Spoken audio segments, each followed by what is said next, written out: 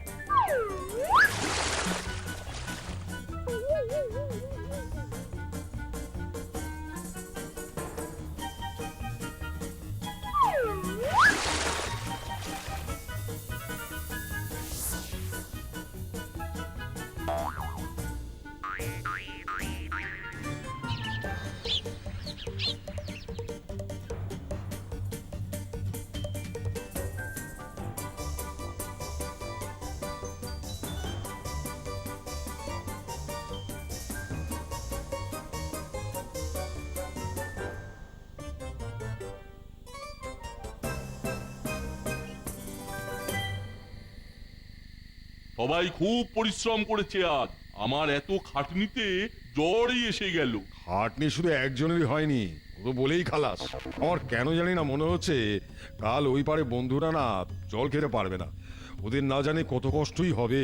আর একবার রাজুকে বলে দেখলে হয় না? না, হয় না। আমাকে বলে আর কোনো লাভ নেই। আমি যা করেছি জেনে শুনে বুঝেই করেছি। তোরা আমাকে যাই বলবি আমি মানবো না, বুঝলি? আর কি করা যাবে? এখন কাল সকালের প্রতীক্ষা।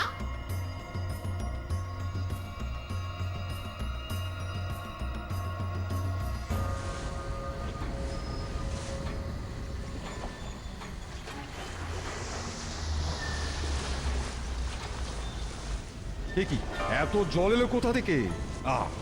বুঝতে পেরেছি, এ হলো নদীর জোয়ারের জল। আগে কোনোদিন এইভাবে জঙ্গলের ভেতরে আসেনি। ওই বাঘের জন্যই এটা হয়েছে। সর্বনাশ, জল দেখি আরো বাড়ছে। আগে পালাই, সবাইকে সতর্ক করতে হবে।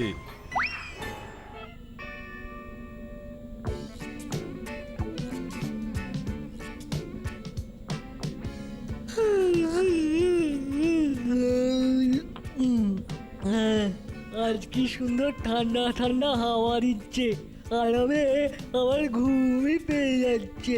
তাই বুঝি এই হাওয়া তোর ভালো লাগছে? আমার কিন্তু একদম ভালো লাগছে না। আমি বেশ বুঝতে পারছি এই হাওয়া খুব একটা সুবিধের নয়, ঝড় উঠতে পারে। আমারও তাই মনে হচ্ছে বই কি।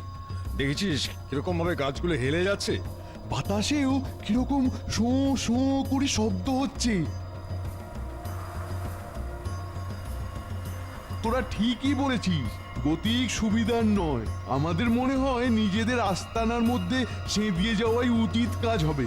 ওরে বাবা রে, ঝড়ে রে, আমি তো উড়ে যাবো। এখনই যা জোরে জোরে বাতাস বইছে তাতে মনে হচ্ছে আমি এক্ষুনি উড়ে যাবো। তুই উড়ে গেলেও তোর কোনো চিন্তা নেই, গেছো খপ করে তোকে লুফে নেবে। কিন্তু গেছো তো কোনো পাত্তাই নেই, রোজ ও দেরি করে আসবে, একটু কাণ্ড কেন নেই ও। আহা, গেছোর কত কাজ বলতো। গাছের ওপর থেকে গোটা জঙ্গলটাকে ভালোভাবে দেখে পর্যবেক্ষণ করে মনের শান্তি নিয়ে তবেই তো আসবে। তুই কে ওকে এই ভার দিয়েছে শুনি? আমি যখন ফিরি সব দেখে আসি কোথাও কোনো বিপদ আমাদের জন্য পেতে আছে কিনা। আমার মনে হয় বিপদের গন্ধ সবার আগে রাজুই পায়, আর তারপর আমি। দেখ পেটু, এতে রাগের কোনো কারণ নেই।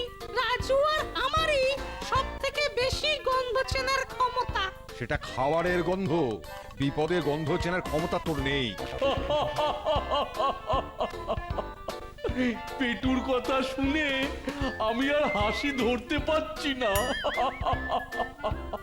এই রে, আবার না ঝগড়া লাগে। ও, হচ্ছিল এক কথা, সেখান থেকে অন্য কথা শুরু হয়ে গেল।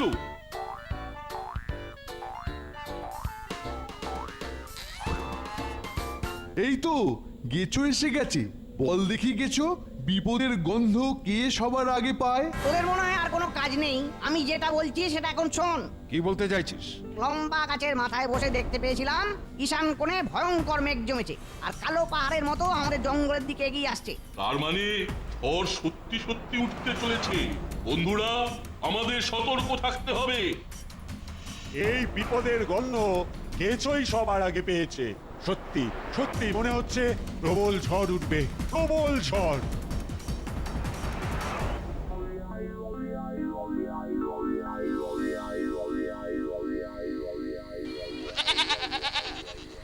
এই গভীর জঙ্গলে আমি যে কিছুতেই পথ খুঁজে পাচ্ছি না গো। বাতাসটাও কিরকম ভারী ভারী লাগছে। বেশ তো হাওয়া দিচ্ছিল, সব দুম করে থেমে গেল। আমি আমি এখন কোথায় যাই? আজ রাতের মতো আমাকে একটা নিরাপদ জায়গা খুঁজে বার করতেই হবে।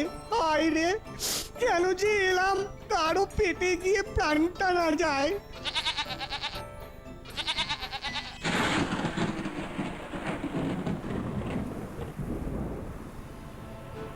যদি দেখি এই গাছ ভেঙে পড়তে যাচ্ছে, তোদের সবাইকে সতর্ক করে দেবো। আমার গায়ে গাছ পড়লে অবশ্য আমার কিছু হবে না। ওরে, ওরা আমাকে ধরে রাখ, নইলে আমি উড়ে যাবো। ফিচকে ফিচকে, তুই এক কাজ কর, এই গর্ত দেখতে পাচ্ছিস, এর মধ্যে ঢুকে যা, তোর কোনো বিপদ নেই। ওরে বাবা, যদি সাপ থাকে? না না, আমি দেখে নিয়েছি, কিচ্ছু নেই, তুই ঢুকে পড়। ঠিক আছে, আমি গর্তে ঢুকে পড়ি, কপালে যা থাকে থাক। পেটু পেটু, হাঁটু গেড়ে বসে পড়। রাজু, তুমি যখন বলছো আমি এক্ষুনি হাঁটু গেড়ে বসছি। থাক থাক, তুই পেটুর পিঠে উঠে পড়, তোর আর কোনো ভয় থাকবে না। যথাজ্ঞা।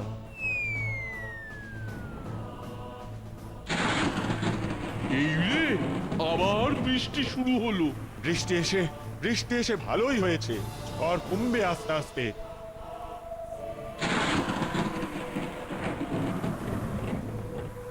ওরে বাবা, কি বৃষ্টি আমি যে কিছুই দেখতে পাচ্ছি না অন্ধের মতো কোথায় ছুটে চলেছি কে জানে দৌড়াই যদি কোনো আস্তানা পাই ওরে বাবা এ কি বাঁচাও বাঁচাও ওরে বাবা কে আছো বাঁচাও আমি কোথায় পড়ে গেলাম মনে হচ্ছে একটা বড় কুয়ো বাঁচাও